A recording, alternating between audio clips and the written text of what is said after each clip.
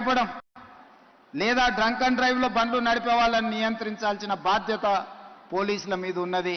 వాళ్ళ మీద కఠినంగా కూడా వ్యవహరించాలి. స్పీడింగ్తోని మీరు చలానాలు వేస్తున్నారు, కానీ సంవత్సరం అయిన తర్వాత డిస్కౌంట్స్ ప్రకటిస్తున్నారు.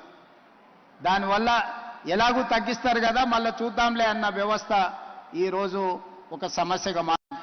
అందుకే పోలీస్ సిబ్బందికి శాఖకు నేను సూచన చేస్తున్నా, ఈ చలాన్స్ వెయ్యడం అనేది వెయ్యకుంటేనే నియంత్రించి వాళ్ళకు అవగాహన కల్పించాలి. తప్పని పరిస్థితిలో ఎవరి మీదైనా చలానా వేస్తే ఒక్క పైసా తగ్గించకండి. మూడవది, వాళ్ళ బ్యాంక్ అకౌంట్స్తోని డైరెక్ట్గా డిపార్ట్మెంట్కి సింక్రనైజ్ చేయండి.